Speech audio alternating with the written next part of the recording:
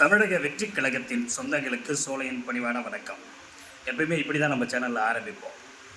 இன்றைக்கி அப்படி தான் ஆரம்பிப்போம். ஆனால் இப்போ தமிழக மக்களுக்கு வணக்கம். இப்போ நீங்கள் எதுக்காக தெரு தெருவாக மேடை போட்டு பேசுகிறாங்க அப்படின்ட்டு பார்க்குறீங்களா? உங்களுடைய ஓட்டு. அப்போ ஒரு முதலமைச்சராக இருக்கட்டும், ஒரு பிரதமராக இருக்கட்டும், இறங்கி உங்கள் தெருவுக்கு, உங்கள் மாவட்டத்துக்கு, நம்ம மாநிலத்துக்கு வராங்க அப்படின்னா விலை மதிக்க முடியாத உங்கள் ஓட்டு.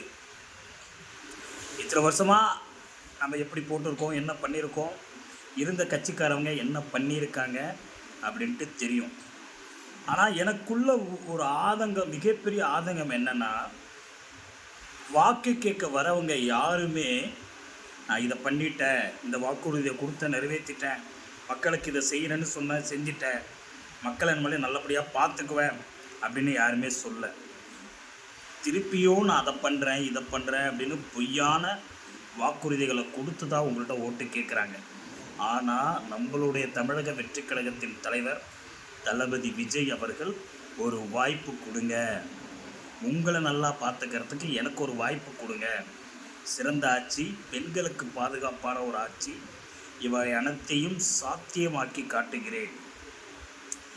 அவ்வளவு ஒரு ஸ்டார் ரேஞ்சில் இருந்த ஒரு மனிதர், நிறையா சம்பாதித்த மனிதர், நமக்காக நம்பில் ஒருவராக போகிற இடமெல்லாம் வாய்ப்பு கேட்கிறார்.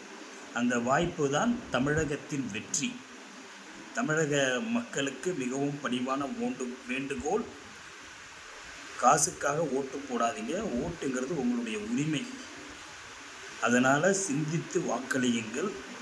2026 ஆட்சி அமைக்க போகிறது தமிழக வெற்றி கழகத்தின் தலைவர் தளபதி விஜய் அவர்களே.